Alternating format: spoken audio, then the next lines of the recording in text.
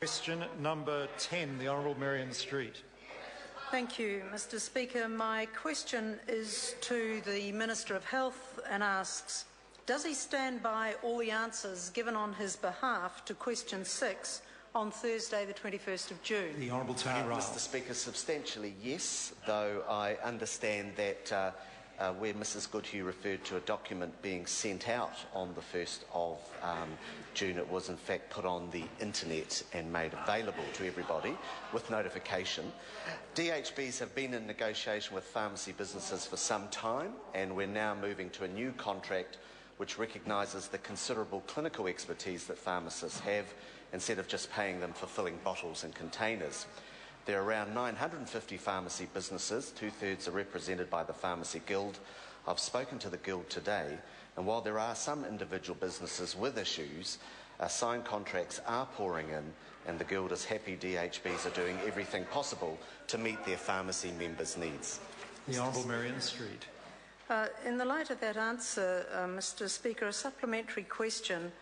Do I take it from that answer, Minister, that the reason that some pharmacists were only seeing a copy of their 163-page contract for the first time as late as midday last Friday was because they were meant to go onto the website to discover it on the 1st of June?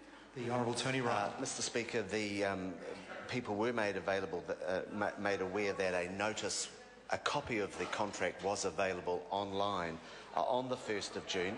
Individual PDFs were sent out from the 6th and 7th of June, with some occurring slightly later than this. But there are a couple of...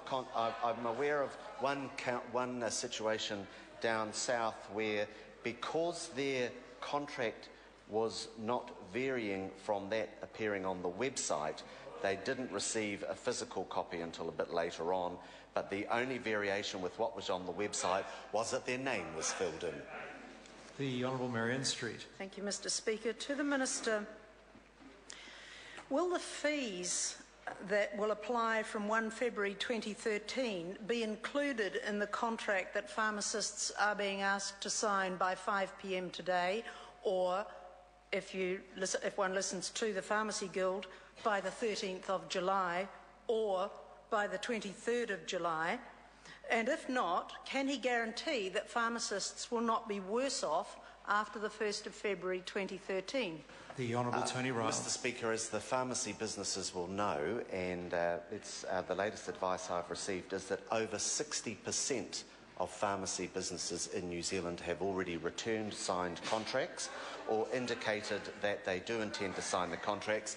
The fees payable from the 1st of February are the subject of some continuing negotiations between various working parties. But what the DHBs have indicated is that the quantum of annual funding will remain the same. There is no reduction on what we're spending this year that I'm aware of. The Honourable Maryan Street. Can he guarantee that the new contract will meet the requirements of high-needs communities and not threaten patient safety, as one pharmacist in a high-needs area has put it? The Honourable Tony Ryle. Mr. Speaker, I think if we're moving from a system where we pay the pharmacist money for every bottle and container of medicine they pour some pills or some liquid into, to one that rewards them for the care and the use of their clinical skills, I think that's a win-win not only for pharmacy but also for high-need patients. The Honourable Maryan Street. Will he address the current chaos in this sector and simply instruct the DHBs to roll over the existing contract until such time as all the concerns around the professional and financial matters that pharmacists are raising are allayed? And if not, why not? The Honourable Tony Ryle. Mr. Speaker, no. Already well over 60% of the pharmacy businesses in New Zealand have either returned their contract or have indicated that they're going to sign them. We've been negotiating for quite some time, and I've got to say that actually there's a lot of goodwill in pharmacy businesses to make this change, because when you've been to university for so long, you've got such great clinical skills. I actually think you should be paid for your clinical skills, not for pouring pills in a bottle. Question number 11, Te Aroha Flavel.